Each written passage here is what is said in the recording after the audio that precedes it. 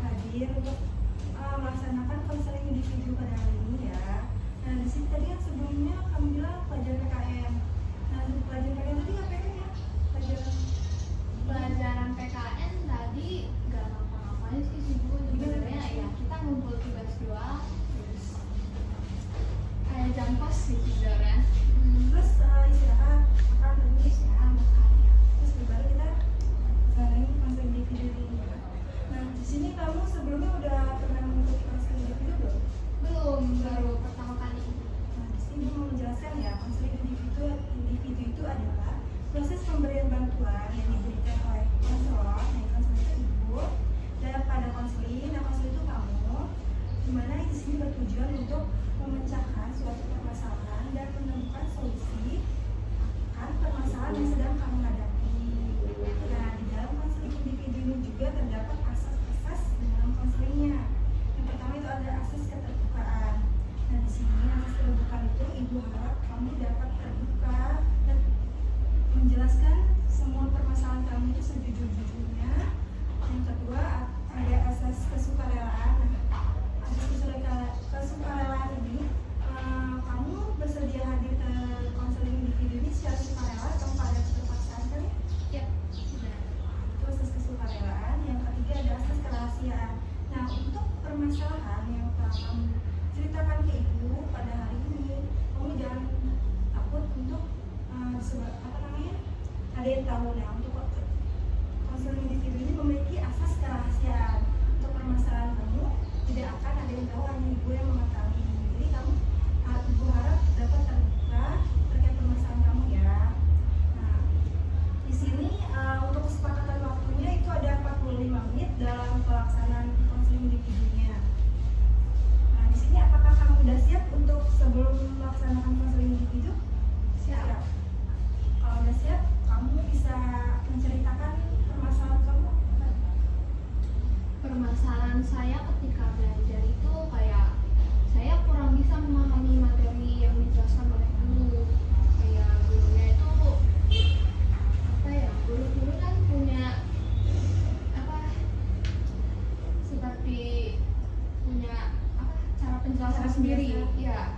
Ada yang buru-buru, ada yang lambat, ada yang cuma ngejelasin doang tanpa Ada penjelasan. ya. Jadi saya merasa kesulitan gitu, kesulitan untuk memahami materinya. Nah, ini kamu kesulitan dalam memahami materi ini hanya satu atau dua pelajaran atau semua pelajaran? Saya 1-2 pelajaran lah gitu ya. Nah, kamu boleh menceritakan lebih lanjut lagi. Kurang dapat memahami pelajaran itu yang seperti apa? Selain gurunya yang menjelaskan. Seperti kayak ya karena kurang memahami itu karena saya ini juga nggak ngerti materinya, saya nggak ngerti konsepnya gimana gitu. Mungkin Mungkin karena gurunya yang katakan tadi yang menjelaskannya kayak sulit untuk kamu pahami, terburu-buru, ada yang Iya. lambat. Jadi membuat kamu jadi kurang memahami materi tersebut. Nah, biasanya sebelumnya kamu udah mencoba untuk supaya kamu dapat memahami materi itu belum?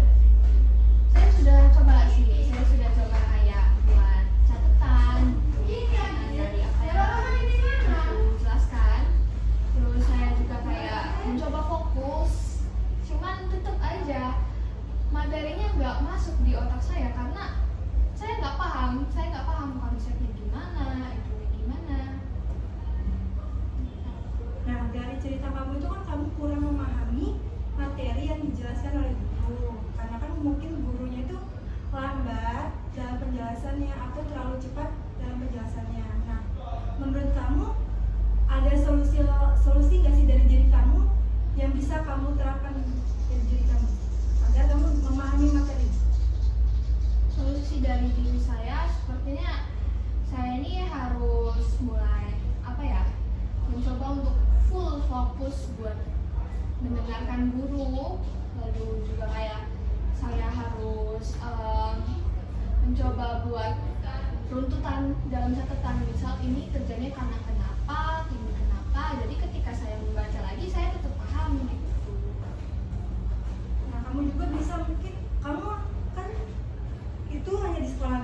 kalau di rumah pelajaran yang kamu pelajari itu tipe kamu pelajari lagi atau tidak?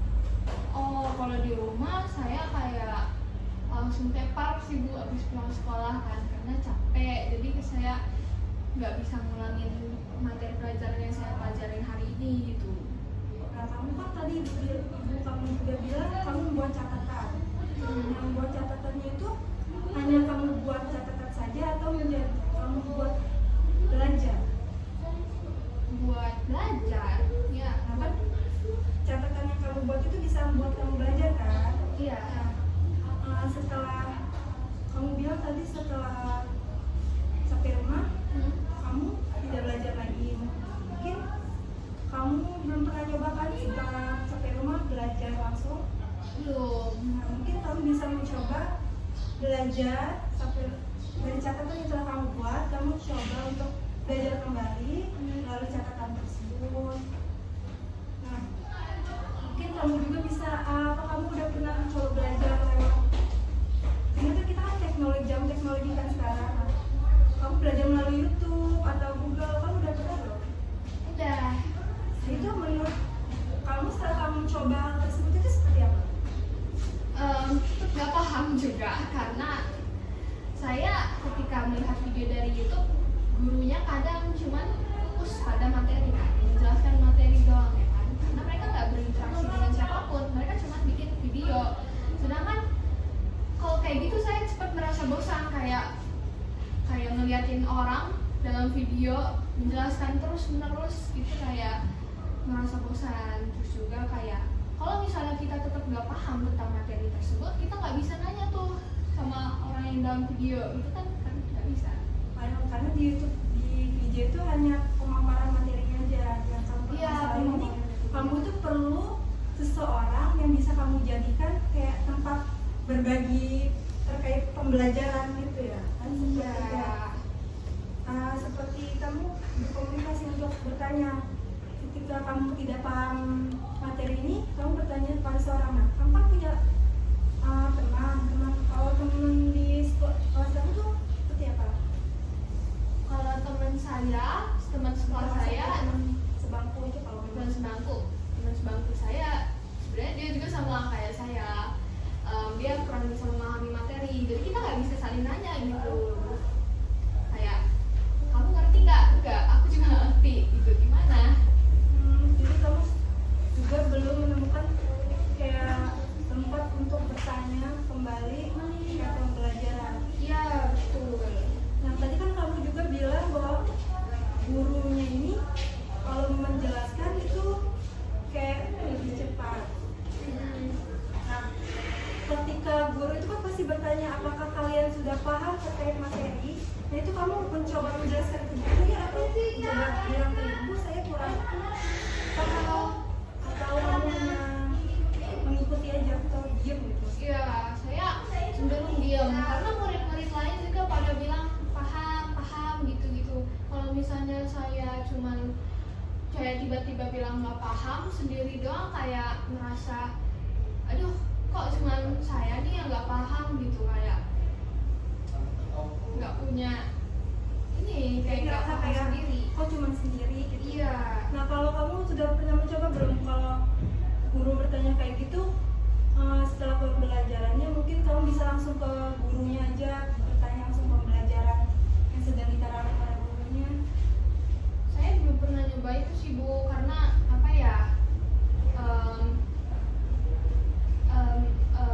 nggak enak juga sama gurunya, kayak pusing juga nggak sih gurunya, kayak harus ngejelasin lagi ke saya gitu. Sebenarnya itu bisa sih dijadiin supaya kamu bisa memahami materi kembali.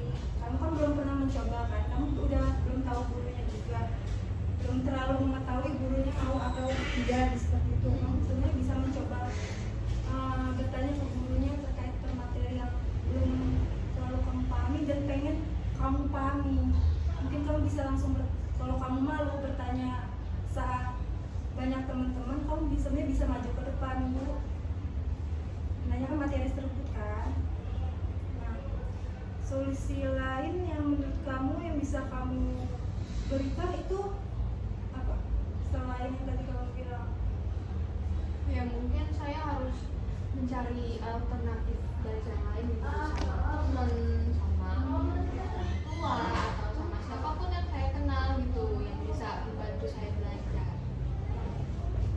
Seperti kayak les tambahan mungkin ya. Ya, ya itu sepertinya kurang bisa sih Bu. Mungkin kamu bisa teman-teman bangku aja walaupun dia kurang paham, kamu bisa belajar bersama, sama-sama nggak paham, mencoba untuk memahami satu materi. Ini bisa sih seperti itu. Dengan Saling memahami satu sama lain. Kamu belum pernah coba? belum, karena dia juga orangnya agak pendiam ya Bu, jadi saya nggak suka gitu ngajak-ngajak bareng. Terus dia juga kayak kalau ngomong cuman kayak kalau misalnya kita saling ngobrol, saya jadi yang ngomongnya, dia jadi yang diamnya, jadi kita kayak Bingung juga, ya. jadi bingung juga ujung-ujungnya seperti apa.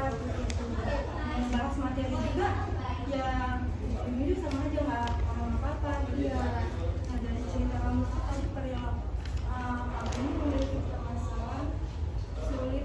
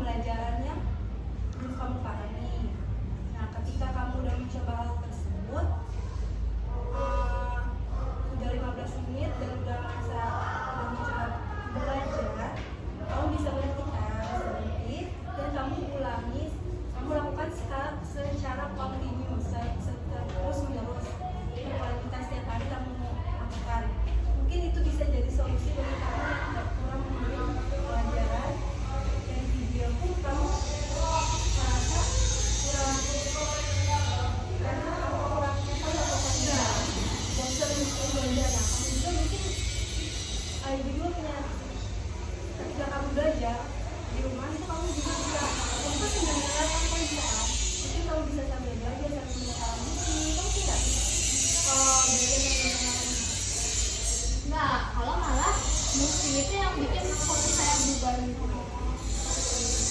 kalau mendengar musik malah bikin kamu juga ya mungkin ya bisa seperti itu yang ibu bilang tadi kamu belajar tidak perlu terlalu lama nah kan belajar pada fokus yang kamu aja 15 menit nah saya kamu merasa udah 15 menit fokus kamu udah hilang kamu bisa berhenti belajarnya bisa kamu ulangi besok itu kalau hari libur kamu juga kalau hari libur kamu bisa Hari libur biasanya saya ada kegiatan sibuk dengan ekskul gitu. sekolahnya juga sampai hari libur Kadang sampai hari minggu. itu ya tadi tuh kamu lakukan setiap hari tanpa jeda tidur itu hanya 15 menit kamu ulangi terus setiap hari mungkin itu bisa membuat materi yang tadi ada kamu pahami jadi disiplin dan juga kamu bisa mencari teman yang benar-benar bisa diajak sharing bersama terkait pembelajaran membuat kamu nyaman, membuat kamu aman dan kalian juga bisa saling kayak saling memotivasi, saling memberikan semangat seperti itu. Nah, kayak bisa membuat motivasi belajar itu jadi bisa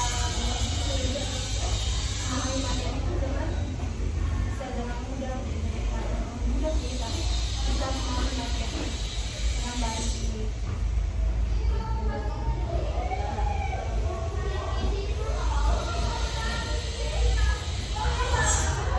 Dari solusi yang kamu bilang tadi dan kamu lakukan tadi apakah kamu bisa untuk menerapkan atau mencoba hal tersebut setiap hari di rumah ketika malam belajar Saya bisa, 15 menit ya saya rasa saya bisa coba untuk konsisten belajar pada malam hari.